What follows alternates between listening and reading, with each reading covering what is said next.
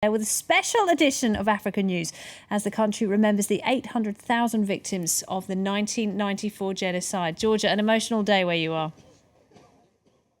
Yeah, definitely, Laura. This is the 20th anniversary of one of the fastest and worst genocides of the 20th century. So we're coming to you from Kigali's Amahoro Stadium, which earlier today was packed out with thousands of people all here to remember the 800,000 people who were lost, also celebrate the progress the country has made so far, and really push home a message of reconciliation.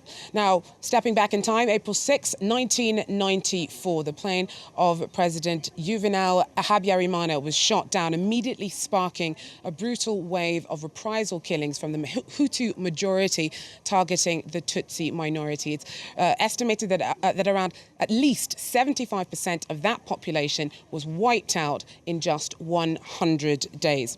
Well, today's commemoration started at the Gisozi Stadium, where around 250,000 of the victims are buried.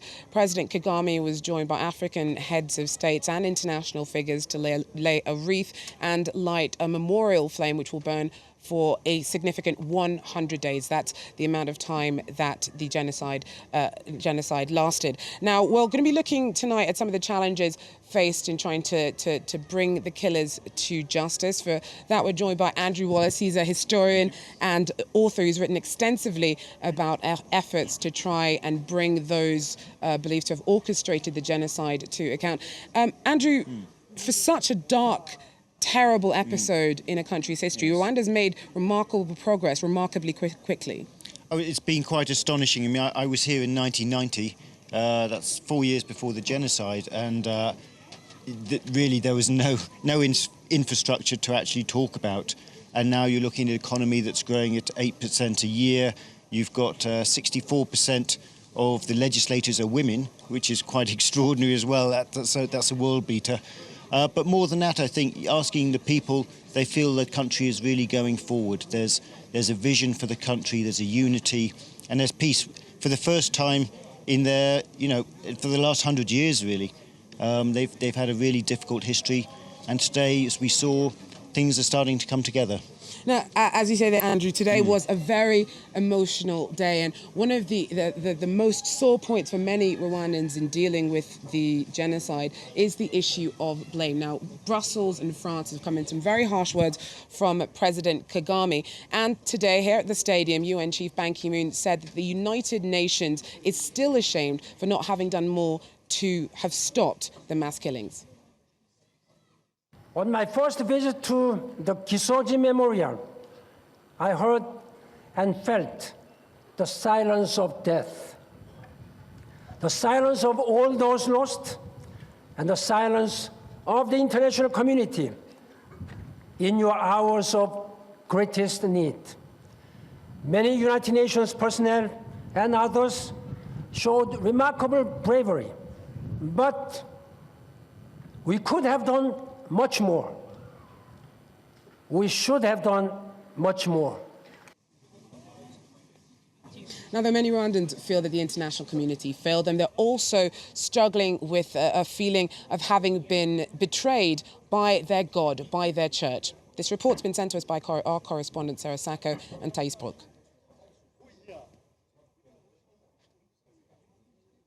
In Ntarama, southeast of Kigali, has long been a memorial to the genocide.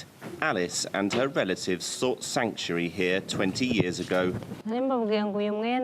This coat belonged to my mother-in-law. She used to put it on her bed.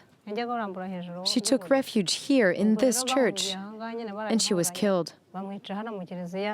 Alice lost all her relatives that day. They were killed here by the Hutu militia. The clergy didn't protect them, and Alice herself only narrowly escaped death. The priest could do nothing to save us because we were told we had been condemned by our government. The priests who were on the side of the government participated in the massacres. The Tutsi priests were killed. Raped and tortured in the same church, Chantal turned her back on Catholicism. She's now an Adventist and struggles to find strong enough words to denounce the church's complicity in the killings. People were killed in churches. They were brutally killed. This is what scared me. I was very disappointed because the priests could have saved people, but they didn't. The complicity of some priests and the massacres inside churches appalled many Christians in what was the most Catholic country in Africa. Does the Church now accept its failures? There is no institutional responsibility. The gospel is the gospel. There is no teaching that sought to divide the people. It's impossible to deny personal responsibility, but it's impossible to ask everyone to be a hero. The Church's role during the genocide is now a research topic, including by Catholics. One investigatory angle is how the institution's support for ethnic segregation helped the genocidal regime. The previous regime was married to the church. Therefore, I would have to say that there must be some responsibility for not having denounced the evil that existed in the hearts of people, the hatred that grew in that society. Over the last 20 years, only 2 priests have been convicted for their role in the killings by the International Criminal Tribunal for Rwanda.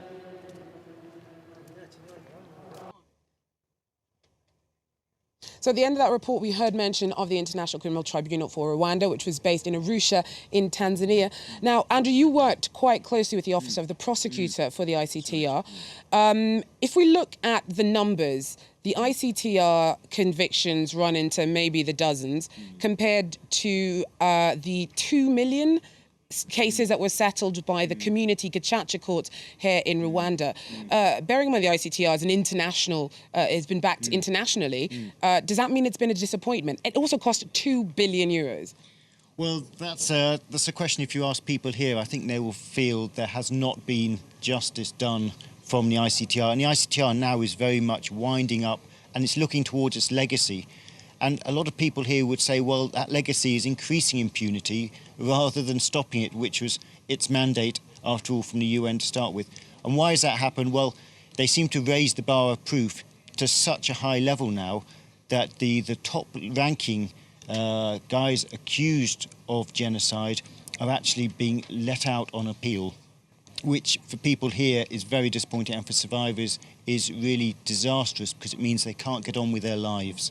Justice, they feel, has not been done. Now, this genocide really shocked the entire world. It was an international affair which reflected in the number of delegations from all around the world that turned up here at the Amahoro Stadium. One notable absence, though, was France. Now, this is all down to a spat with Kigali stemming from recent comments made by President Kagame, saying that France shared a lot of the blame for the genocide for having supported the Hutu regime in power at the time, before the genocide and during the mass killings. Now, France cancelled the attendance of its justice minister, saying that instead its ambassador in Kigali would attend. By this point, Kigali said, thanks, but no thanks, and he's no longer welcome. Well, today in his speech at the stadium, President Kagame made a not-so-subtle dig at France, suggesting that it has something to hide. The passage of time should not obscure the facts, lessen the responsibility, or turn victims into villains. People cannot be bribed or forced into changing their history. And no country is powerful enough, even when they think they are, to change the facts. Okay, so Andrew, this is something I'm going to throw to you now. It's Kagami's comments are nothing new. He's been saying this for decades. Why would France act so defensively, almost, about a position that Kagami's made clear before, at a time when the two governments are finally making some kind of progress in moving closely together? Well, you have to think that the problem here is coming from France rather than coming from Rwanda. These comments aren't new, as you said. They've been made by not just President Kagame, by journalists, academics, human rights groups. Even this morning in the press, there was a new whistleblower in the French military saying same allegations. So there's an awful long way to go. Will it knock the relations between the two countries in the immediate future? Almost certainly. How will that mend? It's going to take an apology from France, and that probably is not going to happen anytime soon. However, France is starting, finally, after 20 years, it's held its first trial of a man accused of genocide, and he was found guilty in Paris. The big question for France now, and Rwanda will be looking, was this a one-off because of this commemoration, or are they going to get real and start putting on trial the other dozens of genocide suspects still living in France? Thanks very much, Andrew. Now, Rwandans, both at the higher end of the political spectrum and on the streets, are really looking forward to moving on from this dark episode in the country's history. It's made massive economic progress, but for a lot of the young people, about tens of thousands of young people born after the genocide, their very birth is rooted in this terrible mass killing that almost ripped a country apart. Our correspondent sent us this report. Shema is 20. He lives in this modest home 50 kilometres from Kigali with his sister and mother. He carries a heavy burden. Like some 20,000 Rwandans his age, he's the product of rape. I long thought in the back of my mind that if I could meet the man who raped my mother, I would kill him. Sometimes when I was alone, I wanted to die. Kids my age would taunt me, call me a bastard. I got used to it little by little. While some of Rwanda's youth have borne the brunt of the genocide, others only came to the country after the ethnic cataclysm. Born to parents who were refugees in Uganda, Juliet arrived following the defeat of the extremist regime in 1994. This 20-year-old is the embodiment of youthful success. She's a big believer in looking forward, an ethos she uses to encourage peers. I see a future in you guys. I see a future leaders that can really stand on their feet and really develop this country. Today, for example, I've got an education. I haven't complained about the security, and I feel very much comfortable at my home, at my place. I love this place, and well, the development, what is really happening in Rwanda, it's happening so fast.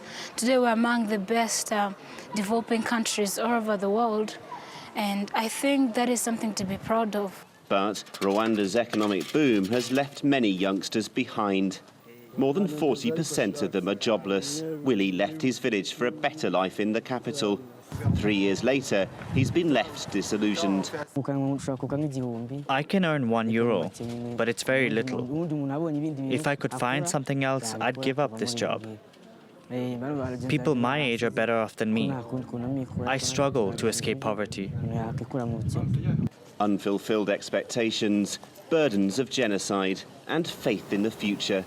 These young people have little in common, but they've all grown up in a Rwanda where more than half the population is under 20, a country dogged by social challenges, but also ripe with opportunities for those able to exploit them.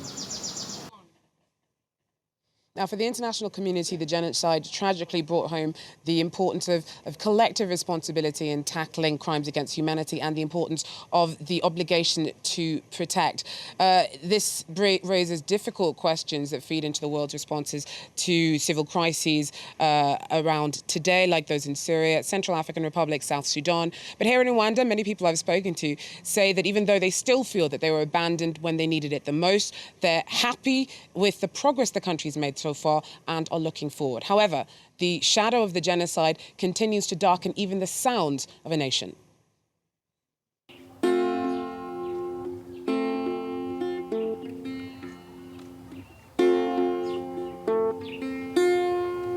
Music was there before, way before, longer than genocide.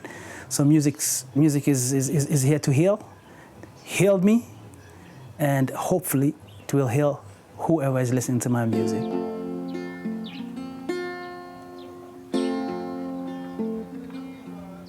Whenever I'm on stage, Rwanda is present.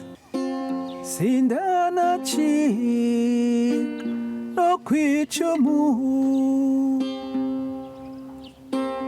yanimba kandi.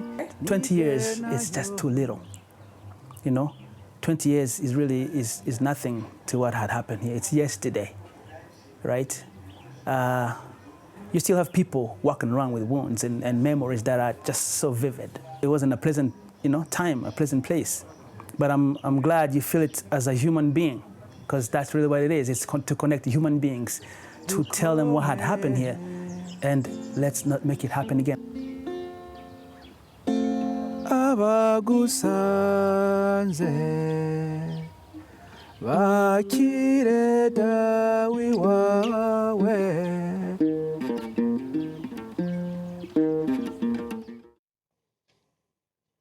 So we end with sounds from the mighty Popo. Thanks very much, Andrew Wallace, for joining us. Stay with France 24, more news coming up.